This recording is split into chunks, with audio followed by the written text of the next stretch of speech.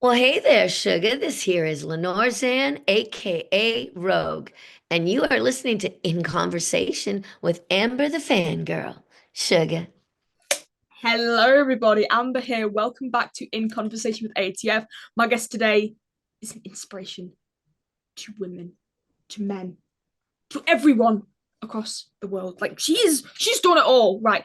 I've just read her book, and she's been all over the world. She's been to all these different places. She's done stage acting, voice acting, on camera acting. She's been in Parliament in Canada. You may know her, whatever sector you know her from. You might even know her best as Rogue in X-Men the Animated Series and X-Men 97, amongst many other things, including Sizzle in Stunt Dawgs, Wendy Waters in Rescue Heroes, Island Owl in Animal Mechanicals. That was dear to my heart. I grew up watching that, so that is definitely one of my top characters from you. She's also been in stuff like Salty's Lighthouse, Word World, Brat's Desert Jewels, and she was also Starcatcher in some of the My Little Pony direct-to-video stuff in the 2000s. It says that she was also in the Fairly Odd Parents Shadow Showdown video game as well. You were. Mhm. Oh, okay, Yeah. okay. We'll talk about that in that case. Other work that she's done for on camera includes Police Academy, the series, The L Word, Something's Afoot, Street Legal. On stage, she portrayed Marilyn Monroe in Hey Marilyn, which was very huge. Awards everywhere. So big. And also, she played Candy in Human Remains, not just in the original Canadian play. She did it in America as well. But trust me, you're going to want to hear me out. You're going to want to buy a book. But wait a minute, who is this person I'm talking about? It's only the one and only Lenore Zann. Hi, Lenore. Hello, darling. How are you doing? I'm okay, thank you. I mean, I'm envious of you. I mean, you were born in Australia, then went to Canada. You've been to England, Ireland, Scotland. You've been to many places in Europe. You've just wow. I am amazed by your body of work. I've wanted you on my show for years. Now, it's happening right here, right now. I'm just like, wow, this is absolutely crazy. So thank you so much for being here today. It really does mean a lot to me. It's an honor to be here, and it's an honor to be back playing Rogue again for, all of the fans around the world. And thank you for doing this today and for reading the book. You're welcome. And Yeah. let's start with that. So Lenore is actually, well, when I say is, she's written a book, an autobiography, and I don't whenabouts is it technically already out, or are you still sort of It's available for pre-order right now. So it was sent to the printer yesterday. And so it's available for pre-order on indigo.ca. The only thing is though that they don't deliver to the UK. So it's not going to be out in the UK yet. You have to get somebody in North America to get it for you. You need an address there. I'm not sure when it will be available, like in the UK, but it is available in North America for pre-order now through indigo.ca. And then eventually next month it will be also available on Amazon. well, in that Amazon, case, I'll yeah. Amazon Canada. Well, Amazon Canada, you can pre-order it now too. So Indigo and Amazon, you can pre-order it. Amazon.ca. Yeah. Right. Okay. Well, in that case, I'll get that all in description for everyone. Yeah. But what I want to start off with, Lenore, is what made you want to write a book all about your life? I want to know how that sort of idea sort of came about for you. Yeah, well, it's funny because I've had so many different adventures around the world that many of my friends over the years have said, Lenore, you really need to write a book. Like you've lived 10 lives and you need to write your adventures down. But I never had time. I was too busy living it. I had too many things on the go. And then suddenly I found myself after 12 years of giving up my acting career and going into politics and getting Mhm. elected 4 times in a row as a Wow. member of the Legislative Assembly first and then a member of Parliament. Um, then I had one last election and I lost my seat after the pandemic. It was like during the pandemic, and we had this Mhm. terrible mass shooting in my constituency as well, and people were angry about everything. And I lost my seat. And then I've sort of found myself saying, what am I going to do with the rest of my life? What do I do now? And I was really anxious and depressed and just sort of going, I don't know what to do, where to go from here. And then suddenly Disney called and asked me to come back and play Rogue in and become a superhero again. And I realized this was maybe the time to write the book. I had more time now.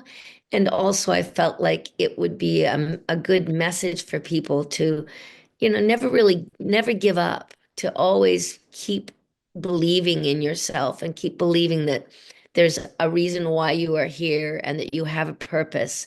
And that if you just give it time, the things will fall into place. So that's why I wrote the book. I was hoping that it would give people inspiration, never to give up. Definitely. Yeah. I mean, I'm writing a book myself at the moment. It's on a previous project that I've done. But at the moment it's just been a really hard because I've got to go through all this copyright legal stuff because it's based on a copyrighted source. So Oh, I need to try and sort of I battle my way through that. Yeah. see, So right? Good yeah, luck. yeah. That's great. Thank you. Thank Yeah. you. And honestly, since you came back as Rogue in 97, like, would you have envisioned it would be like huge? Because I was at the panel at San Diego Comic Con and there was a huge queue coming in. And like, Yeah.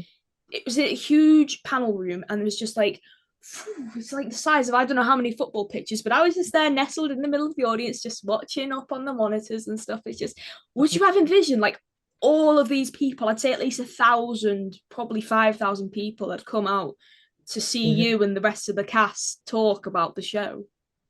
I mean, it's kind of like a pinch me, is this real moment for us, especially those of us in the cast who were in the original show in the 90s. Um, because, if you had told us back then that Mm-hmm. this was going to happen like 30 years later, we wouldn't have believed you. But here it is. It's been 30 years. We got the call to come back, and I'll tell you, once I started reading the scripts, I thought this show is going to be really good. If they can pull this off. The scripts were so good. Um, and as an actor, the first thing you need is a good script. And if you've got a good script, it really gives you the opportunity to dig down deep and give a good performance and give a performance that people will remember. So it was my hope this time around that the show would be really successful, but it has definitely surpassed my wildest dreams. Oh yes, yes, Yeah, definitely. the reaction has been amazing from the fans and critics alike. Yeah, and even Yeah, like nominated, Emmy nominated and yeah, and just like nominated, and, things and the old yeah, cast returning even if it's not in their original roles, even if it's just recasted roles. And speaking of that, yeah, there is someone who I'd like to mention, Norm yeah, Spencer, who obviously was the voice of Cyclops in the original series. I yeah. was wondering, do you have any memories that stick out from working with him? Yes, I mean, Norm was such a sweetheart. He was very self-deprecating. He had a very dry sense of humor, and we just got along so well. We would all joke in the booth together because in the beginning, in the early days, we were all in the same room with like a circle of microphones, recording our lines, almost like a radio play. Mhm. And so Norm would oftentimes like make fun of himself and others and get us all like broken up and laughing. But I miss him to this day, and I think he would be so chuffed to see the response of the fans. It would have made his life. He would have been so happy. So we just miss him. We really are sad that he's not here to share in this experience with us.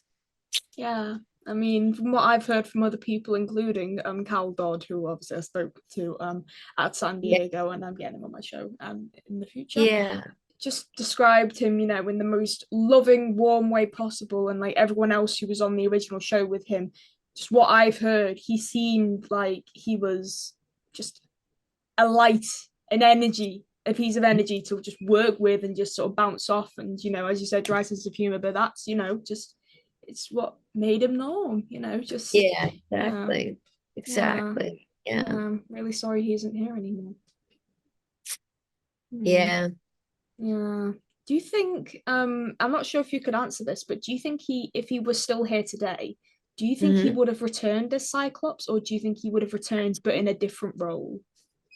Um, it depends on what his voice sounded like. I mean, if his voice still sounded the same, because I haven't seen him since the 90s.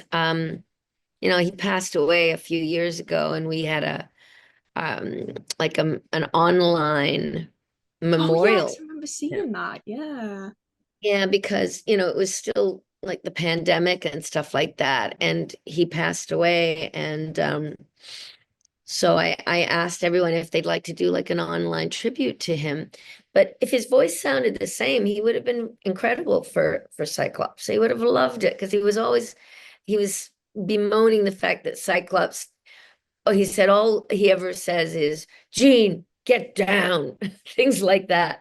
And he was like, I can do more. So, he would have loved the fact that Cyclops is showing some more emotions and things like that. Yeah, there is a video online that I've seen, and it's just Cyclops just shouting, Gene, Gene, Gene. That's apparently how Ray Yeah, Chase sort of got into the character of Cyclops. So that's right. that's really Exactly. funny. Exactly. Yeah. Yeah. Moving on to Gambit. Of Yeah. course, you've worked with three Gambits over the course of both series. You've worked with Yep. Chris Potter, Tony Mhm. Daniels, and Ajo Locascio. So I was wondering, what are your sort of fond memories of working with all of these guys? Do you have any memories that stick out? Similar to what I asked about Norm, is there any memories that sort of stick out? Or, well, I know obviously, like, you and AJ didn't really meet until the premiere of 97, Yep.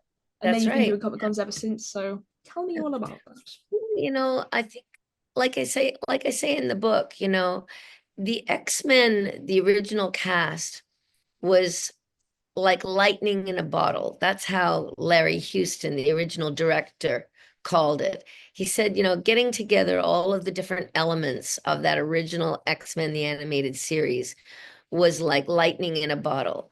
It Mm-hmm. was just when all the elements came together, it made this incredibly magical potion that was so rich. And that's what grabbed the fans. And we were very lucky that way. And Chris Potter had been doing mainly TV work and some film, and I'd been doing film, TV, and theater. And X-Men was only my second animated show, and it was Chris's first. So we came from a similar background, and he had to find the voice and the accent for Gambit. And that took a little while because they kept trying to get him to do it a little bit with a little bit more of an accent, a little bit less of an accent. But once he finally settled on the accent, we were just off to the races. And I had already been playing Southerners in like the animated series Stunt Dawgs, which was the first show I ever did, my first Yeah, animation. I by played a Sizzle. Southerner in that, Sizzle, yeah. Yeah, And I'd done Southerners in TV and film as well. So we just had fun, we just played the flirtation and the sassiness of both of the characters, and we just had so much fun. And then by the time Tony Daniels took over on that last season of the original show, we weren't doing it all together anymore. We were doing it separately. And some of us were in different cities as well. So we would record right. where we were. So I never got to work with Tony in the studio. I was already doing my role somewhere else. Ah, And And then finally, and AJ and I, yeah, we finally just met at the premiere, and all of the new younger characters, we've become good friends, and I've been spending time seeing them in Los Angeles these last several months, going to like um, fan watchings of the show. So when the show came out every Wednesday, that night, one of the clubs in town called Scum and Villainy would Scum and have a Villainy watching. on Yeah, Hollywood they'd have a Boulevard. watch. Yeah. So it was so much fun. So we'd go and we'd watch it with the fans and get to see their reactions in real time. It was so much fun. And AJ, I mean, what a great guy he is and so talented. So, while Chris it was disappointed that he didn't get to play Gambit again, at least he's back playing Cable, and that's fantastic. And I'm going to be seeing him very soon Oh yeah, in at Florida, aren't you? in Florida and then in Salt Lake City. So that'll be Ooh. great. Yeah. Ooh, yeah, definitely. Speaking of convention appearances, I know a few of the cast have sort of done UK appearances at different times, but there hasn't really been a full cast reunion. Would you Yeah. and either the 97 or original animated cast, would you ever do like a whole reunion at a UK Comic Con? Because I think the Of course, closest. we would love to. We'd love to come over to the UK and meet the fans there, meet all the X-Men fans. Yeah, I yeah, believe there are a few. a So, lot. and and Do. we would absolutely love to come. So please spread the word. And if Of somebody course I wants to will. bring us over, we'll come. Of If course, you yeah. visit, they will come. I think the closest we've had was about 5 years ago when we had Cal, we had George, and we had Chris Potter. Yes, that was And that was right. just one convention. No, I think that was the Wales one, Wales, Intel. yes, yes, that's it. Yeah, I Yeah, didn't go we to couldn't that one. get that here. Yeah, yeah. Yeah, were you going to go to that one, or was it just originally just them two? I couldn't be at that one, no. Oh no! Oh I man! mean, the But yeah. one that they had, that's why I wasn't there. I was in Parliament at the time. Oh Yeah, yeah, yeah. yeah. Well, I mean, I'm gonna admit right now, I only really got into X-Men recently. X-Men 97 was sort of the first show I watched, and then I started watching the original show. So I've Okay. sort of done a 360 here. So sort of talking about, but not going into depth about series two, what can we sort of expect from the show without giving away too much? Um, well, the scripts are exciting, and when I get them, I can't stop reading them until I'm done. Ooh. Like, I have to start from the beginning and just go all the way through. My character Rogue is still on a mission. She is basically living what I would call the hero's journey, where Ooh. she has a goal in mind that she wants to reach, and she's not going to give up until she gets it.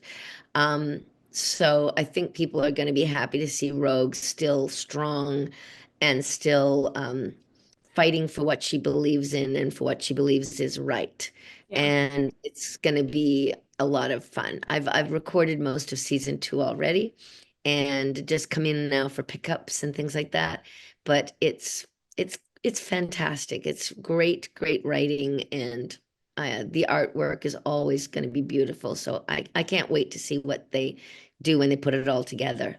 Me too. I really Yeah, hope though they do another watch party like Scum and Villainy, like they do another season two right. watch party when Sure I'm they in the will. area because I'm sure they will. I'll be back over and I'll be back over in a Great. few months. Good. So I'm not sure when season two is getting released, but just hopefully it's Probably around not that for another time. year. I'd say another Yeah, year. yeah. Yeah, because Ooh, it takes that ooh. long to do the animation. Ooh, yeah, yeah. I was gonna say because you started recording in '97 during COVID, right? Yeah, Oh that's wow, right. that's Yeah, crazy to think about. Yeah, yeah, and then yeah, that would have wow. It's just hard yeah. to think about it because how fast time goes. I know, I know. Well, I mean, I can only speak for myself, but I was in Halifax, Nova Scotia at the time. Mhm. And 'cause I live in Nova Scotia, in Truro, Nova Scotia. Ooh. I know there are Truro and Halifax in England, which is why the people that moved to Nova Scotia called these locations after the places back in the old country. But so I recorded season one in Halifax. And yeah, I had to wear a mask into the studio. And then once I got in the booth by myself, took the mask off and we recorded. It's Rogue's world now. Just in front of the microphone, just getting you Yeah, to do whatever you want. Man, just that's by just myself in a little room. yeah. And like that's really smart how they did that. You were able to record from Halifax instead of like traveling to Toronto, because I think a lot of the cast did do it from Toronto, like the exact same studio you all did it from in the That's 90s, right. which is quite That's right. magical. And then some of them, like Mr. Sinister and Yes. Nightcrawler, they did their lines from Vancouver. Oh, right. I didn't know they were based in Vancouver. And then, of course, Yeah, you got the American cast who did it from Los you got the American Angeles. cast in So LA. it's Yeah, a team effort then. exactly. All across North America. Yeah, definitely. Now, Lenore, I want to ask you, what is your favorite Rogue quote? Well, my daddy liked to kill himself when he found out I was a mutant, is one. And you look about as nervous as a long-tailed cat in a room full of rocking chairs. Is the second one. I love that one as well. Yeah. You make me I've all been giddy with excitement now. I've been lucky that I've been given so many really funny lines as well. But, I think fans are going to enjoy my book because I cover the 90s show, what happened when we first, got the roles, meeting each other, some of the funny stories in the studio and, anecdotes. But really, when people sometimes ask me, what is it about Rogue that you love so much? It's because she reminds me of myself. I think so many of us are looking to belong, to try to belong to sort of a community or a family or a tribe, for want of a better word. And lots of people are feeling kind of lonely and like they're going about life on their own, always looking in. And Rogue's a bit like that. She has to, keep her cards close to her chest. She can never quite let her guard down because she's always afraid that if she does, she'll hurt the people that she loves by touching them. And so I spent my 20s really traveling around the world trying to figure out who I was and why I was the way I was and what my purpose is. And Rogue does that a lot too. She's very introspective that way. And when she finally, she goes, she in the beginning she was a villain, but I think she was just misguided. And Mystique, her mother, helped to lead her down that garden path. But once she realized that she was uncomfortable hurting people like Ms. Marvel, when she was forced to take Ms. Marvel's powers and almost take her life, put her in a coma, for put her in a coma, that's when she realized that she didn't feel comfortable with this. And she realized that she needed to step away from her toxic family of Mystique. And that was when the X-Men called out to her. Professor X called out and said, "Hey, mutant, you're lonely, you're tired, you're sad, you don't know where you belong. We have a place for you. Please come and join us where you belong, and we will teach you to learn how to love yourself." And I relate to that. For myself, I hit sort of a bottom when I was 36, the last year that I was recording X-Men, the original show, our sixth season. Just before that, in the book, I talk about how I became very suicidal based on my drug and alcohol abuse. And I realized that I was an alcoholic and that I was either going to die or I was going to have to get sober. Mhm. And I had an epiphany where I realized the braver choice was to live and to face my fears. And in order to Mhm. do that, I needed to get sober. And that was when I realized AA and 12-step groups in general were so welcoming of anyone who really was dedicated to getting better, getting healthy, getting sober, getting clean.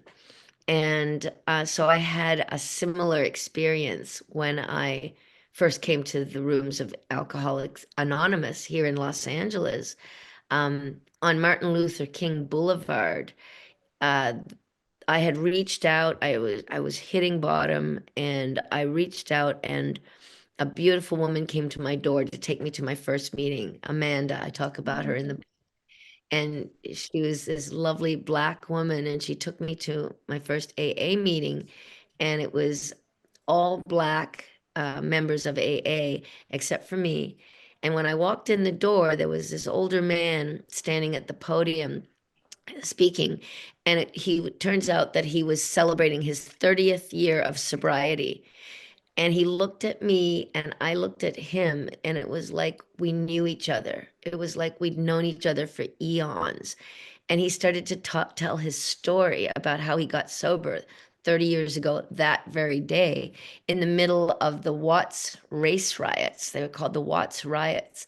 And there were race riots in Los Angeles. And he said during those race riots, a white woman came to him. He was sitting on a stoop somewhere, just really contemplating ending his life. And she came to him and she said, "Are you okay? Can I help you?" And he said, "Not really. I don't know what I'm doing here." And she said, "I have a place where I can help you. If you trust me and you come with me, if you're ready to change your life, I can help you."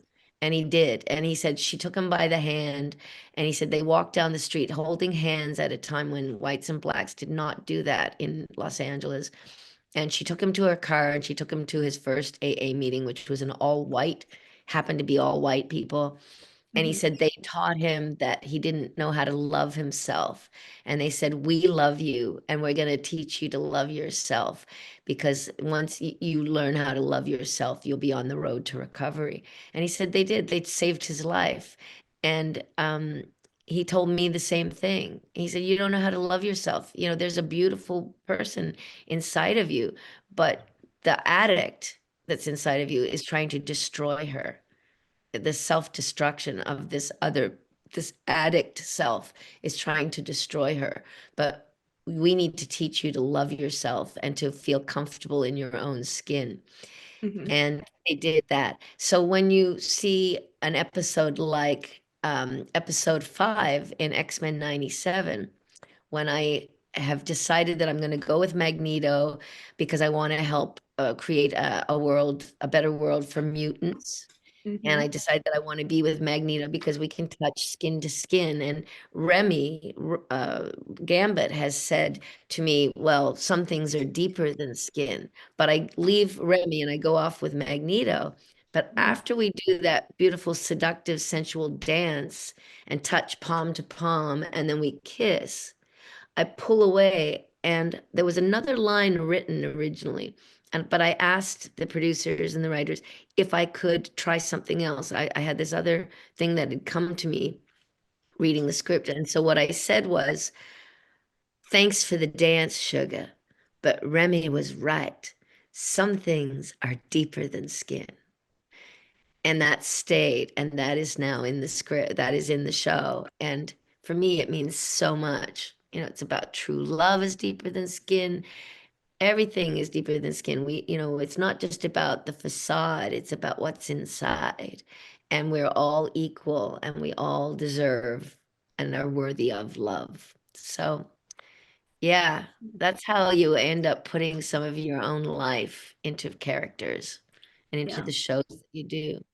that's so beautiful, Lenore. Thank Thank you. you. Thanks. Um, my friend Chris from Nova Scotia, he interviewed you a while back, but I'm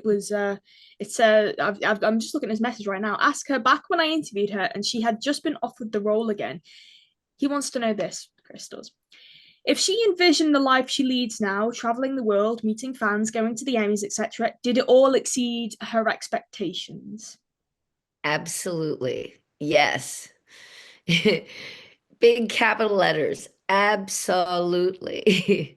Totally, totally. I mean, when I accepted this role, as I said, I was really going through a lot. I was really depressed. I was grieving because my sweet young 17-year-old niece had just passed away of cancer, and I'd Mm. lost my seat, my job as a MP, and really was just struggling with, "Well, what do I do now?" And then, when the X-Men reached out to me again, and they asked me to come back, it was like the same kind of like giving Yeah, me a it's like lifeline, you know? the shining light, just Exactly.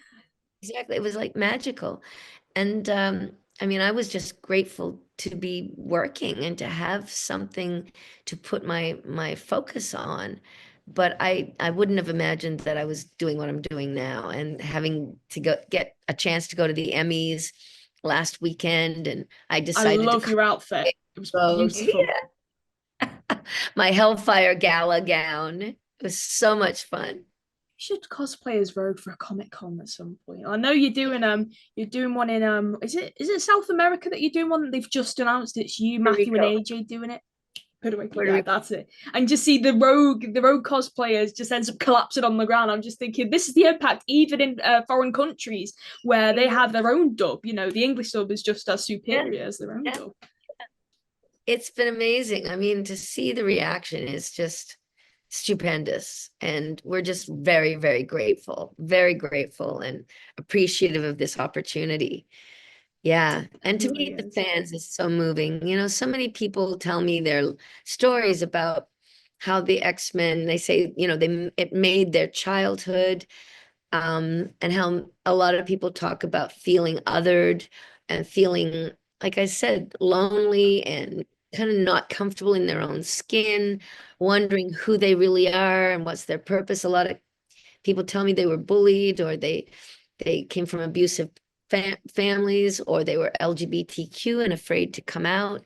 And our show taught them, and Rogue taught them, it's okay to be different. So, like in an episode like The Cure from the original show, when Rogue goes to Muir Island to try to get her powers taken away. Um, in the end, she wants to get rid of her powers because she wants to be quote unquote normal like everyone else, where she Yeah. can touch people and skin to skin, have, intimacy, have a family, all of that. But she comes away from at the end of that episode, The Cure, realizing that it's what her superpowers, even though they are painful to her, they are what makes her who she is.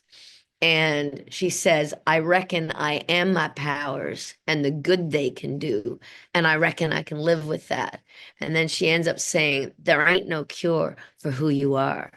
And I love that because it's Rogue's awakening that she needs to embrace herself, warts and all, good and bad, whatever gives her joy, what gives her pain, it's what makes her who she is.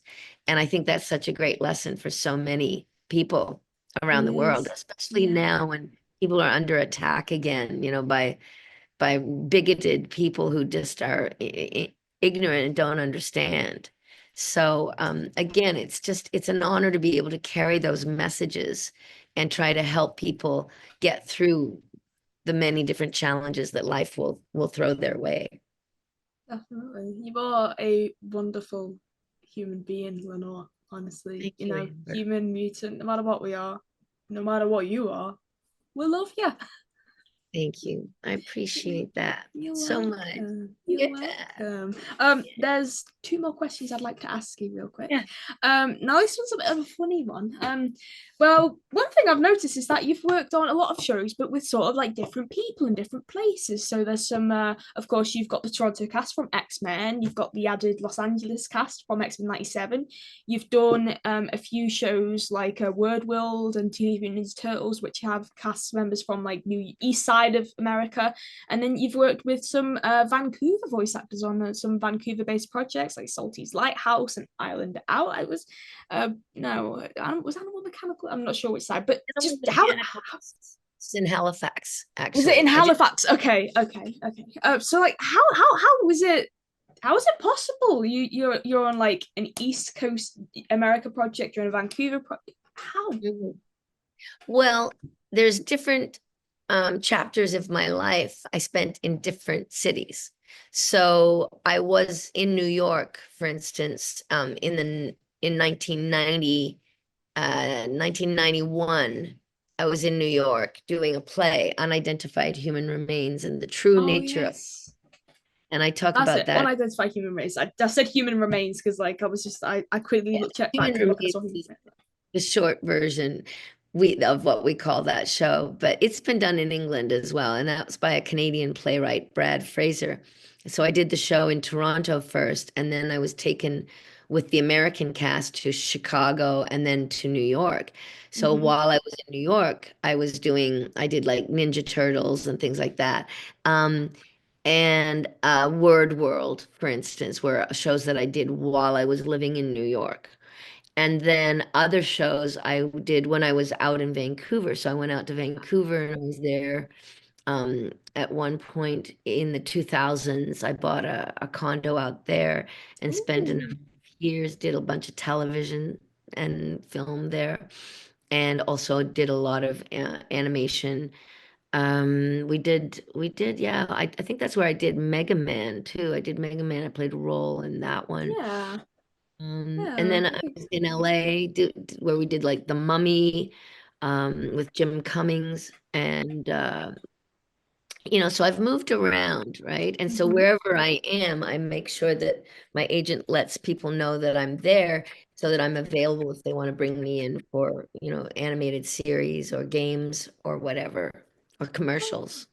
I Yeah. didn't know you were on the Mummy. I'm just looking. Yeah, Jim Cummings. Yeah, wow. So I'm just seeing all these names and I'm thinking, yeah, I know that person.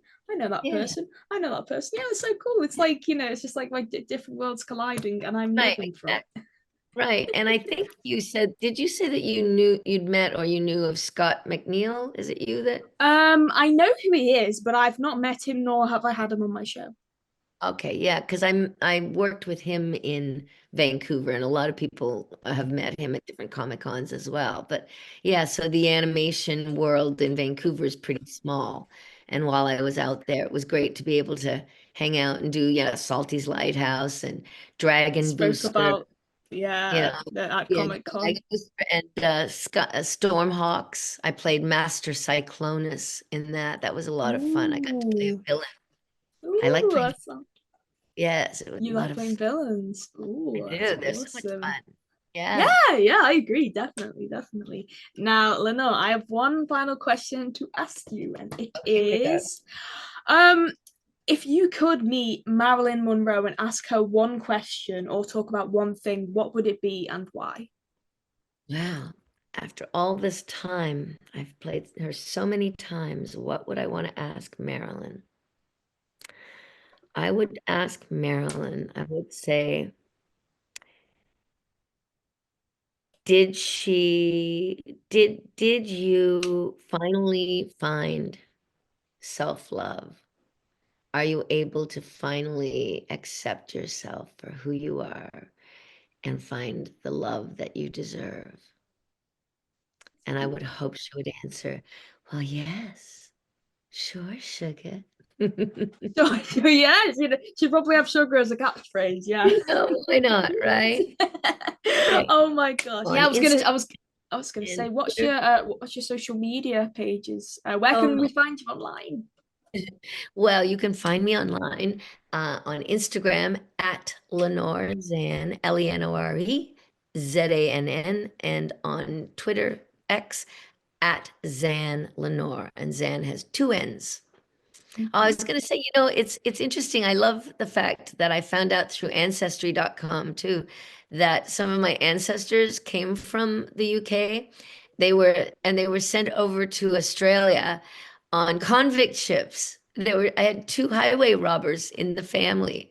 Jonathan Asquith was one of them from Leeds. And at 19 years old, he jumped a sailor who had his pockets full of money, but the police found the young man who did the dastardly deed, one of them being my great great great grandfather, Jonathan Asquith. And he ended up being sent over to Botany Bay in chains. But he ended up having a really good life after he won his freedom and had Mhm. like 14 kids and was very successful in the new world. And so it's always interesting for me to go back over to UK and then trace my roots and find out where some of these folks, these rapscallions and rogues came from. And I think, oh, good, I come by my my energy honestly. So it's kind of fun that connection with Leeds in the UK. Yeah, definitely. And I'm not too far from Leeds, actually, so that's quite a fun fact. Right on, right on. Well, Lenore, thank you so much for coming on my show. It really does mean a lot to little old me. Thank you. Amber, it's so nice to see you again. It was a pleasure meeting you in San Diego. So hello to Definitely. all your fans out there, all your listeners, your followers, and I hope I get to meet you someday soon at a Yeah. ComicCon. Hey, sugar. Yeah, definitely. Awesome. To you at home, thank you so much for watching In Conversation with ATF with the lovely Lenore Zann. Her book, A Rogue's Tale, a memoir, is available for pre-order now. All the links will be in the description, so you can go and buy it. And with that, I will sign off here. Thank you for watching. Like, comment, subscribe, and I will see you soon. Bye-bye. And bye from Lenore too. Bye. Bye. Bye, and Bye. cut.